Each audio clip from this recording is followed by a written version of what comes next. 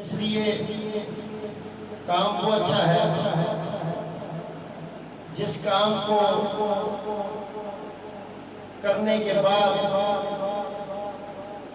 آپ اللہ کے پیارے نبی کے سامنے سرخرو ہو جائیں. بولے سبحان اللہ. وہ بڑا پیارا کام ہے کہ جس کو کرنے کے بعد آپ امام الانبیاء کی عدالت میں جائیں اور سرخرو ہو جائیں. وہ کام کسی کام کا نہیں جو دنیا میں بھی آپ کو ذلیل کر دے اور آخرت میں بھی حضور کے سامنے آپ کو شرمندہ کر دے. اپنی عادت بنائیں کہ وہ کام کریں جس کی وجہ سے میرے آقا نامدار حضرت محمد مصطفیٰ صلی اللہ علیہ وآلہ وسلم خوش ہوتے ہیں. نماز سے حضور خوش ہوتے ہیں تو رمضان میں آپ نماز شروع کر دیتے ہیں. روزہ صرف منہ کا نہیں ہوتا، آنکھوں کا، ہاتھوں کا، پاؤں کا، دل کا، نگاہ کا، سماعت کا، گویائی کا. جس طاقت کو اللہ نے آپ کو عطا کیا ان سب طاقتوں کو مرضی مولا پہ لانے کا نام روزہ ہے. بولو سبحان اللہ. اونچی آواز سے ذرا بولو سبحان اللہ. تو قدر والا وہ ہے جس کو بندہ کوئی چھوٹی سی اس کے ساتھ نیکی کرتے اور وہ بندہ پھر اس کے بعد اس کا شکریہ ادا کرتا. تو حضور کی ساری امت کو اللہ نے رمضان المبارک میں شکریہ ادا کرنے کا ایک بہانہ عطا کیا تھا. تو لوگ بچے رہے، گالیوں سے بچے رہے، غیبت سے بچے رہے، نشے سے بچے رہے. لیکن میری درخواست یہ ہے برائے مہربانی ایک کولو کا بیل جو ہوتا ہے وہ کنویں پہ جو چھوڑا ہوتا ہے اس کو جس چکر میں ڈالا ہوتا ہے وہ اسی چکر میں پھرتا رہتا ہے. تو وہ تو کولو کا بیل ہوتا ہے، وہ سن کے سمجھ وہ یہ نہیں ضد نہیں کرتا دائیں بائیں، وہ یہ نہیں کہ وہ کوشش کرے رسی چھڑکائے یا بھاگے یا کچھ کرے، نہیں. تو ہماری ایک ہی رسی ہے پکی، وہ ہے اسلام اور اللہ کے پیارے نبی صلی اللہ علیہ وسلم کی اطاعت. اس کو نہیں چھوڑنا اور فکر یہ کرنی ہے جتنی سانسیں ہیں ان سانسوں میں ذکر الہی کو بسانا ہے. شوق کے ساتھ اپنی دنیا کو حضور نبی رحمت صلی اللہ علیہ وآلہ وسلم کی اطاعت کا ایک بہانہ سمجھتے ہوئے اپنی زندگی کو ذکر کے ساتھ اور درود کے ساتھ اور نماز کے ساتھ جوڑ دینا. اور وہ جو خرفیات اور ایسے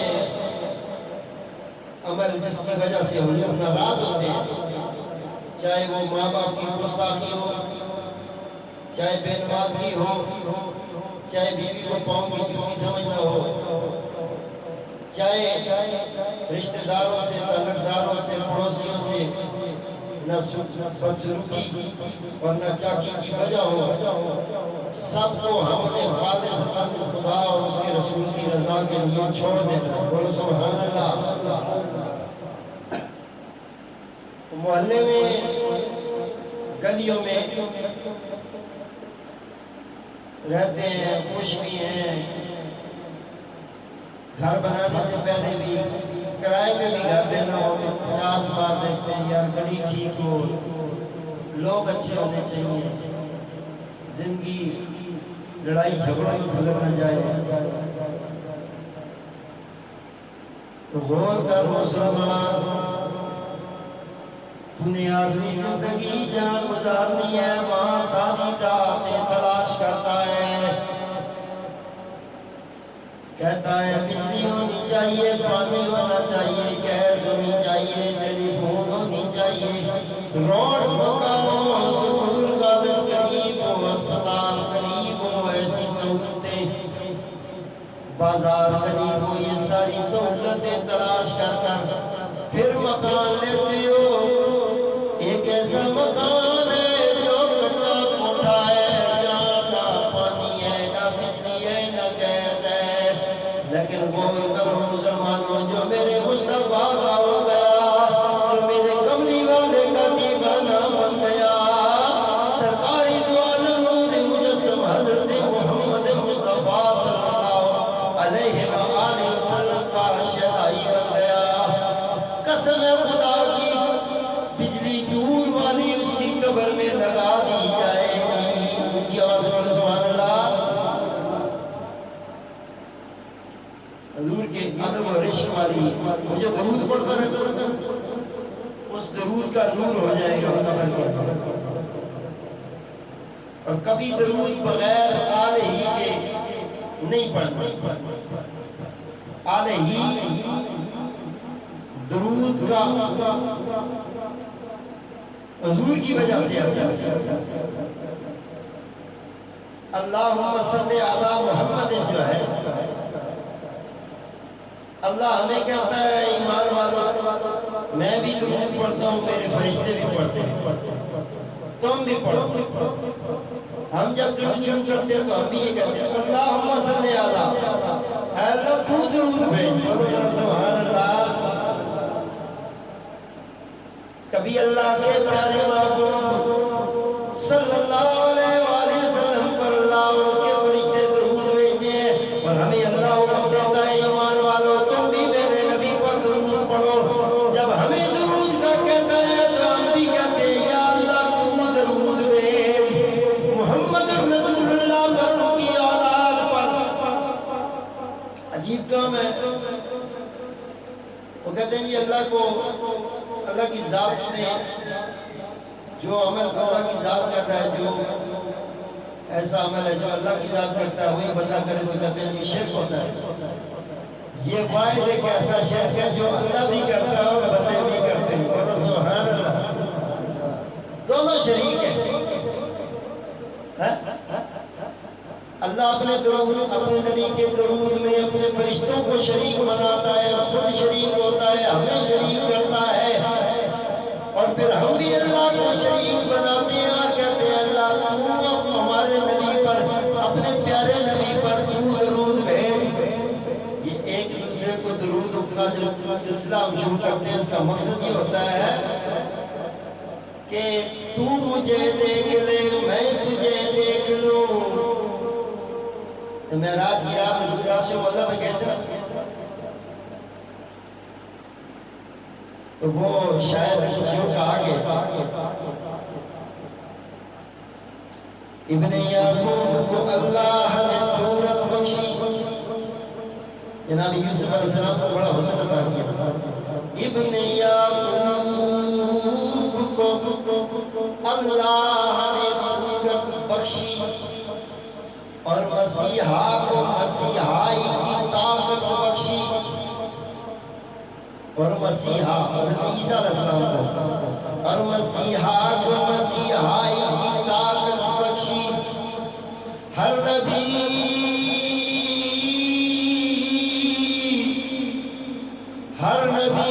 کسی کو کوئی دولت کوئی نعمت بخشی، پر میری سرکار کو بے پردہ زیارت بخشی، اور سبحان اللہ۔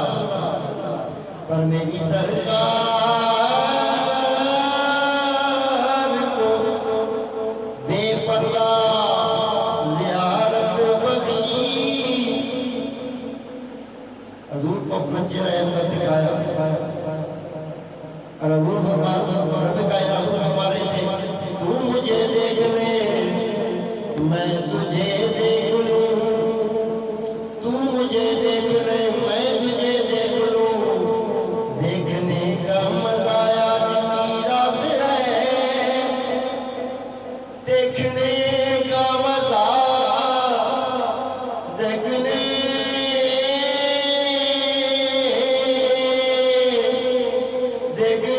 کا مزہ اپنے محبوب کو دیکھ رہے تھے میں اتنا سونا بنایا ہے، اے سونے زلفوں والے، والشمس کے چہرے والے، والضحا کے پکڑے والے سونے محبوب، تو مجھے دیکھ لے میں تجھے دیکھ لوں، دیکھنے کا مزہ آج کی رات ہے۔ تو اسی طرح جیسے اللہ اپنے پیارے محبوب سے کہہ رہا تھا تو ہم اللہ کے ساتھ اس تعلق میں شریک ہو گئے ہیں کہ اللہ نے اپنا محبوب ہمیں عطا کر دیا ہے۔ بولو سبحان اللہ۔ کوئی اپنا محبوب کسی کو دیتا ہے، لیکن اللہ نے اپنے محبوب محمد رسول اللہ کو اپنے نبی کے امتیوں کو بھی عطا کر دیا۔ بولو سبحان اللہ۔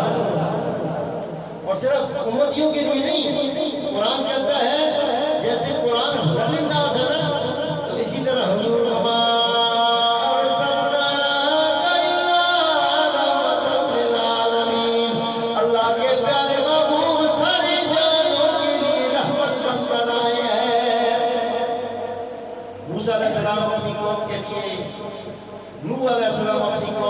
صالح علیہ السلام اپنی قوم کے لیے، مگر محمد رسول اللہ صلی اللہ علیہ وسلم پوری انسانیت کے لیے اللہ نے آپ کو نبی بنا کر بھیجا۔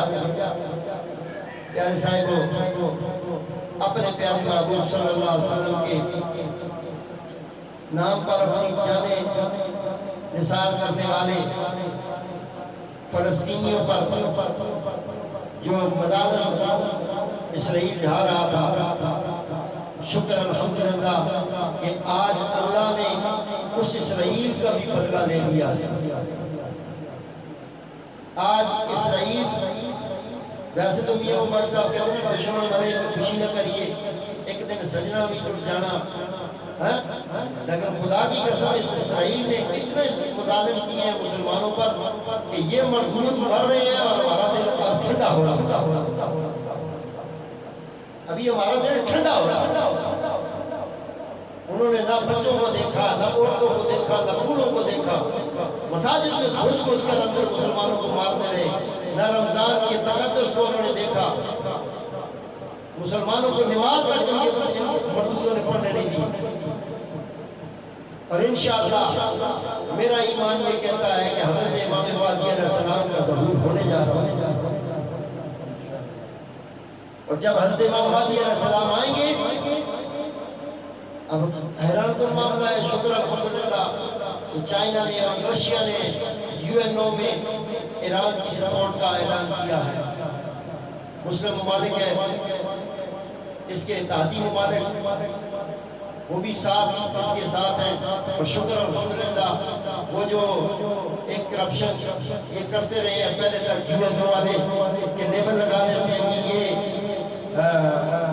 تشریف کاری کریں گے، ان کے پاس اسلحہ ہے، ان کے پاس یہ ویپن ہے، تو وہ ان پر بھی بلیم لگا کر ان کو کالے باغ میں ڈالنا چاہتے تھے، لیکن اللہ کے پیارے محبوب کی مدد ان کے ساتھ شامل ہو گئی۔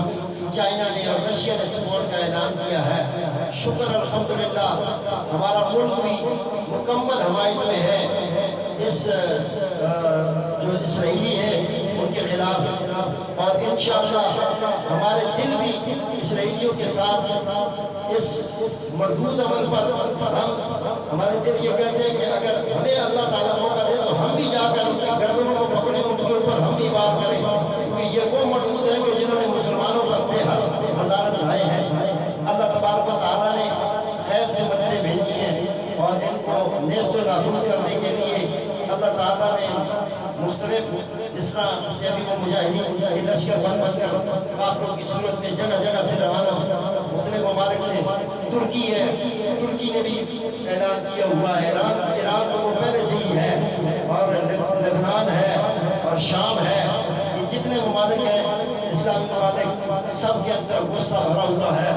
انشاءاللہ ہمارا ایمان یہ ہے کہ دجال اگر آئے گا نا تو ہم مجاہد حضرت امام مہدی علیہ السلام کے ساتھ کھڑے ہیں۔ بولو آمین، اونچا بولے ذرا آمین۔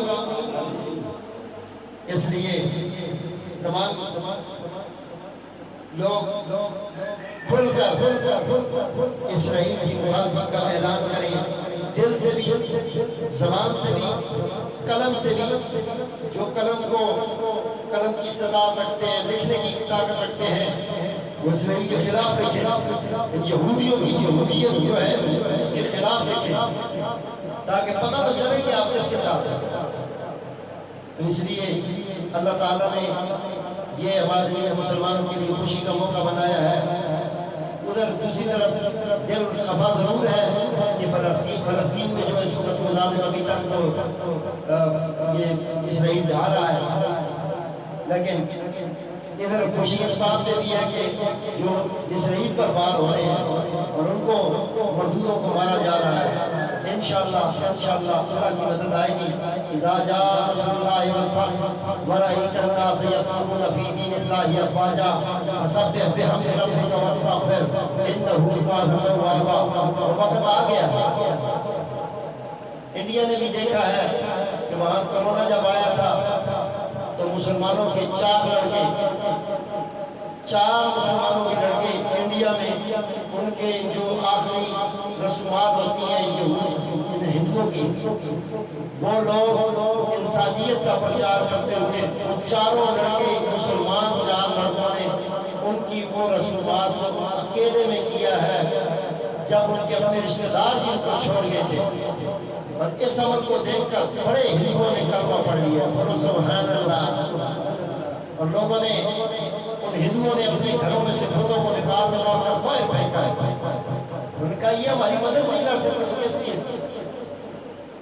تو اب وہ وقت آ گیا ہے، اذا جاء نصر اللہ والفتح ورأيت الناس يدخلون في دين الله افواجا فسبح بحمد ربك واستغفر انه كان توابا۔ اب مدد اللہ کی جوک در جوک شامل ہو چکی ہے۔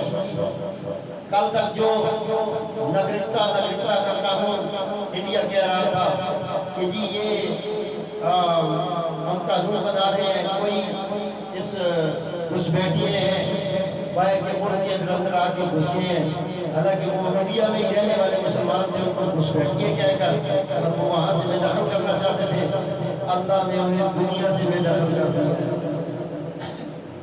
اور کرونا کی مرض میں گھروں میں لاشیں پڑی ہیں، بلکتے تھے، ان کو دفنانے ایک تو ہوتا ہے نا ان کا آخری رسومات ہوتی ہیں، بعض لوگوں کی تو رسومات بھی نہیں کی ہیں ان لوگوں، کیوں؟